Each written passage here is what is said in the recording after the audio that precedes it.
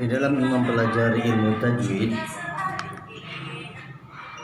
ada baiknya kita mengambil salah satu sumber dalam kajian ilmu tajwid di kalangan pesantren yang terkenal di dalam kitab Hidayatul Mustafid.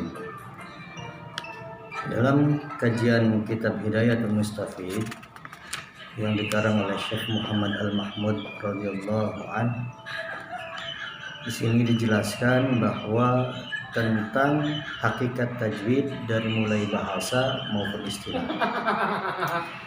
Baiklah, kita akan bahas bersama-sama. Di dalam kitab kajian Hidayatul Mustafid ini ada beberapa yang disampaikan melalui pertanyaan maupun jawaban. Ma haqiqatu tajwid lughatu wastilahan. Jadi apa sebetulnya hakikat tajwid menurut bahasa ataupun istilah? At-tajwid lughatul ityan bil jayyid. Secara bahasa, tajwid adalah mendatangi dengan cara memperindah. Wastilahan ilmu yu'rafu bihi i'ta'u kulli harfin haqqahu wa mustahaqqahu min as-sifati wal mududi wa ghairi dzalik katarqiqi wa tafkhimi wa tahwihima. Sedangkan secara istilah adalah ilmu yang memberikan pengertian tentang memberikan hak dan apa yang dihaki pada setiap huruf, baik berupa sifat, mad dan lainnya seperti tarqiq tipis maupun tafkhim ataupun tebal dan yang lainnya. Jadi di dalam kajian ilmu tajwid secara bahasa itu, kita ulangi lagi, adalah al-ityanu bil jayyid, yaitu datang dengan cara memperindah. Jadi kalau kalian menemukan sesuatu yang akan mendatangkan sesuatu tersebut kepada keindahan, itu bisa diumpamakan sebagai tajwid. Tetapi tajwid bukan hanya itu, tetapi yang kita pahami adalah secara istilah, yakni ilmu yang memberikan pengertian tentang memberikan hak dan apa yang dihaki pada setiap huruf. Kita kenal bahwa di setiap huruf itu ada berbagai macam haknya, atau yang kita kenal sesuai dengan makharijul huruf atau tempat keluarnya huruf. Di dalam makharijul huruf kita kenal ada yang huruf yang disifatinya sebagai al-halaq, ada yang disifatinya sebagai syafatain atau bangsa bibir dan lain sebagainya. Maka cara membacanya pun harus dibedakan sesuai dengan haknya.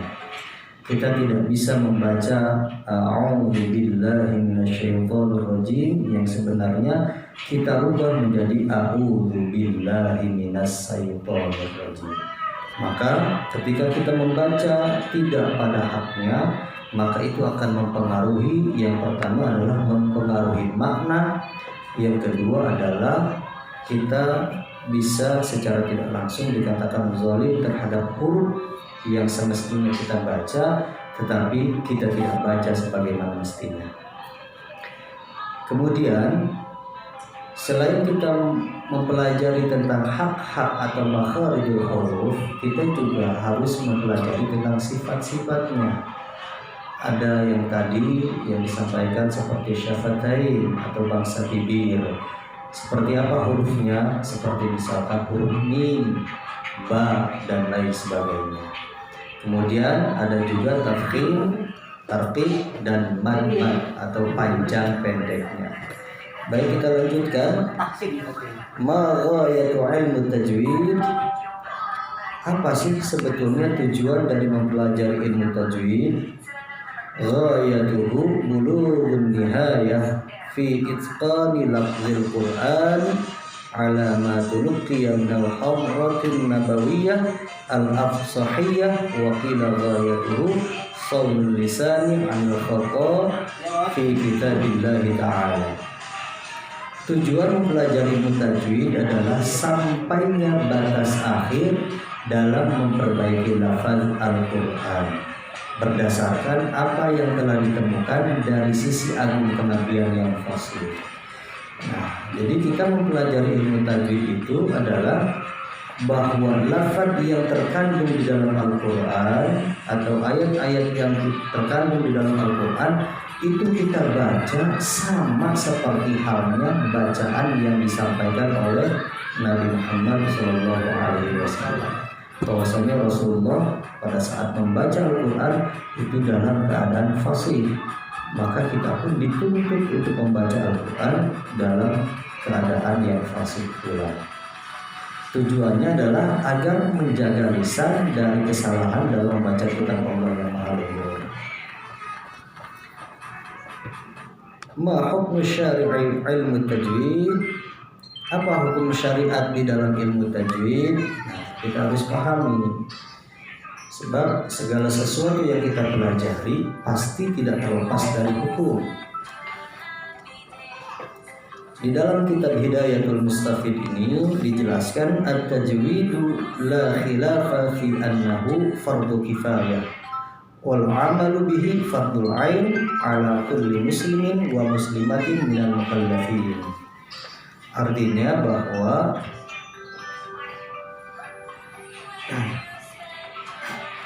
belajar tajwid tentu tidak ada perselisihan bahwa hukumnya adalah fardu kifayah.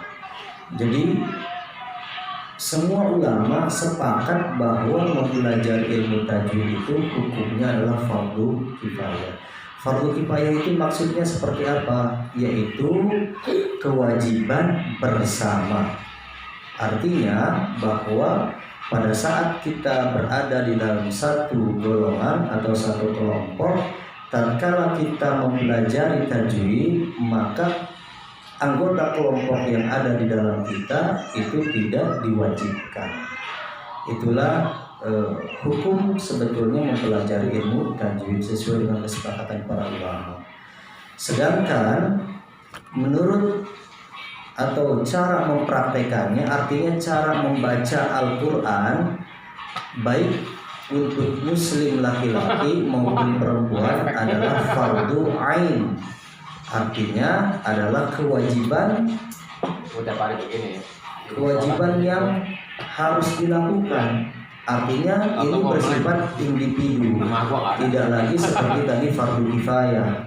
Pada saat orang lain membaca atau mempelajari ilmu tajwid, maka yang lain gugur. Tetapi dalam membaca Al-Quran dihukumi sebagai fardu ain dengan memperhatikan tajwid, maka pada saat yang lain tidak membaca Al-Quran dengan tata cara tajwid, maka tetap dihukumi sebagai dosa. Nah, ini tetapi bagi golongan orang-orang mukallaf. Apa itu orang-orang mukallaf? Yaitu yang baligh dan berakal. Kita tahu bahwa di dalam hukum sebelum status seseorang itu baik yang perempuan maupun laki-laki itu menuju kepada mukallaf, dia harus melewati dulu tahapan baligh. Baligh itu artinya sudah dijatuhi hukuman secara syariat. Yang laki-laki adalah ditandai dengan mimpi basah. Biasanya usianya itu 13 tahun ke atas. Kemudian yang perempuan itu ditandai dengan menstruasi, yaitu minimal usianya adalah 9 tahun. Tetapi 9 tahun dan 13 tahun itu belum tentu dia sebagai mukallaf.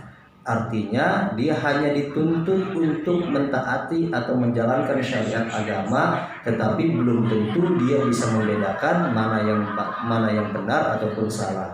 Artinya belum masuk ke dalam taraf berakal. Itu yang membedakan antara baligh dengan mukallaf. Kita lanjutkan.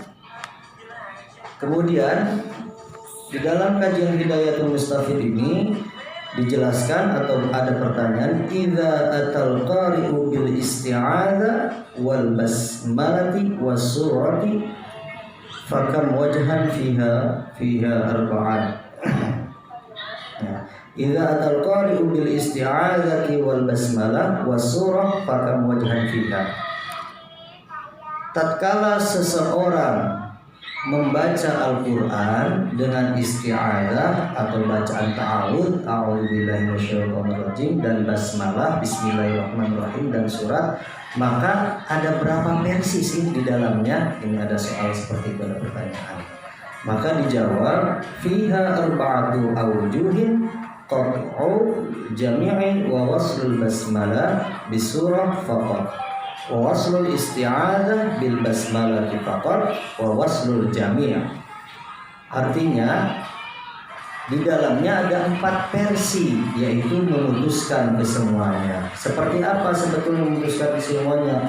Contoh misalkan kita membaca ta'awudz, basmalah, dan awal surat secara terputus. A'udzu billahi minasyaitonir rajim. Berhenti dulu. Bismillahirrahmanirrahim. Berhenti lagi. Alhamdulillahi rabbil alamin. Nah, itu versi yang pertama. Kemudian versi yang kedua adalah waslul basmalah bisurah faqat. Artinya menyambung basmalah dengan surat saja. Contoh, a'udzu billahi minasyaitonir rajim. Berarti bismillahirrahmanirrahim. Alhamdulillahi rabbil alamin. Nah, antara bacaan bismillah dengan awal surat Al-Fatihah, alhamdulillah, itu dengan cara disambung. Kemudian versi yang ketiga adalah wawaslul wawaslul basmalah bisurah faqat. Yang tadi udah wawaslul isti'adzati bil basmalati faqat, yaitu menyambungkan bacaan isti'adzah dengan basmalah. Contoh, a'udzu billahi minasyaitonir rajim, bismillahirrahmanirrahim.